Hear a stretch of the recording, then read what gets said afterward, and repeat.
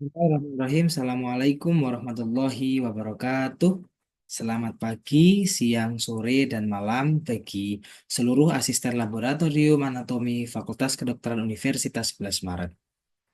Perkenalkan, nama saya Nur Abdurrahman Mufid dengan NIM G002432 dari kelompok B8.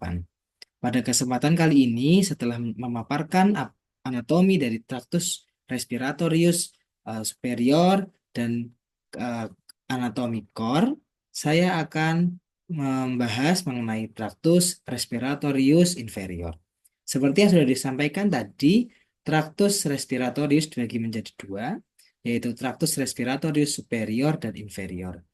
Traktus respiratorius superior terdiri atas nasus, laring, dan faring, sedangkan traktus respiratorius inferior terdiri atas trachea, bronkus, dan kemudian pulmo serta pleura.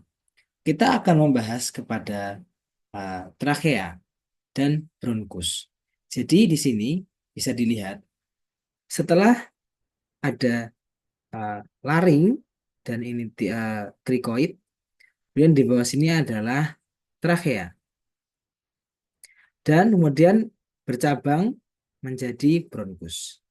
Percabangan ini disebut bifurcatio trachea. Percabangan begitu. Setinggi vertebra thoracalis 4 atau 5.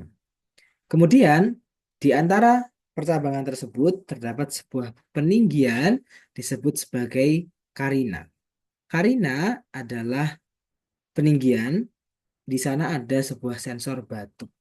Sehingga kalau misal kita semua batuk, sensornya adalah di karina, di percabangan dari trachea menuju bronkus. Ini adalah gambar bronkus. Ini adalah gambar bronkus. Ini bronkus primarius, dan ada bronkus secundus, kemudian ada bronkus tertius. Kita akan membahas, karena bronkus terbagi menjadi dua, kanan dan kiri tentu memiliki beberapa perbedaan. Kita akan membahas pada bronkus primarius di sini. Ini yang kanan, yang saya tunjuk ini yang kanan. Kemudian di sini adalah yang kiri. Nah, bronkus primarius yang kanan itu pertama adalah lebih pendek. Oh ini, mohon maaf, ini kebalik.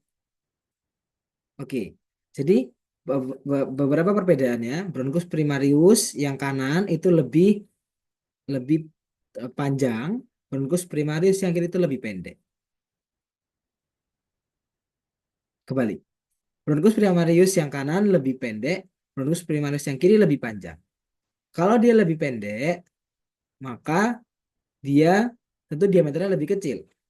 Dan kemudian karena lebih ada yang lebih pendek, diameternya lebih besar. Kemudian kalau yang kanan, dia membentuk sudut yang lebih lancip. Sedangkan yang kiri dia membentuk sudut yang lebih tumpul. Ini yang ke kanan ini median garis khayal di sini, 25 derajat, di sini 45 derajat. Tentu masuk ke hilum pulmonis juga nanti berbeda. Ya, perbedaan sekitar 1 vertebra thoracalis. Dan kita akan membahas pulmo. Pulmo ya dibagi menjadi pulmo kanan dan pulmo kiri. Pulmo memiliki beberapa bagian, di antaranya apex. Apex ini yang ujung, yang atas di sini. Kemudian ada basis yang menempel pada diafragma, dan kemudian ada pintu masuk dari beberapa struktur disebut sebagai hilum pulmonis. Apa saja isi atau apa saja yang memasuki dari hilum pulmonis? Yang pertama adalah bronkus, ini yang berwarna kuning ini bronkus.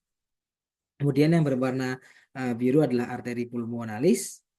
Arteri pulmonalis bukan berisi O2, tapi berisi darah yang miskin O2 atau darah yang kaya akan CO2. Kemudian yang merah ini adalah vena pulmonalis. Begitu juga kebalikannya. Kalau vena pada umumnya adalah berisi darah yang miskin oksigen, pada vena pulmonalis dia adalah darah yang berisi dengan kaya oksigen. Oke. Ada beberapa struktur yang melekatkan paru kepada agar melekatkan paru kepada mediastinum disebut radix pulmonis.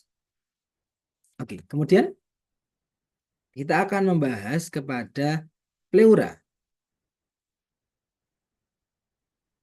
Ini. Pleura dibagi menjadi dua, adalah pleura lamina parietalis yang bagian luar, eh, pleura lamina visceralis yang bagian dalam. Kemudian di antara kedua lamina tersebut ada yang disebut dengan cavum pleura. Cavum pleura berisi eh, cavum pleura fungsinya adalah untuk mempertahankan tekanan negatif agar paru-paru dapat mengembang dengan baik. Begitu. Ada beberapa kelainan klinis pada paru-paru atau traktus respiratorius inferior secara umum. Oke, yang pertama adalah asma. Asma adalah penyempitan eh, bronkus. Jadi saluran pernafasan itu menyempit, bronkokonstriksi. Jadi obstruksi jalan nafas. Ada juga efusi pleura. Jadi pada kafum pleura terdapat cairan yang berlebih.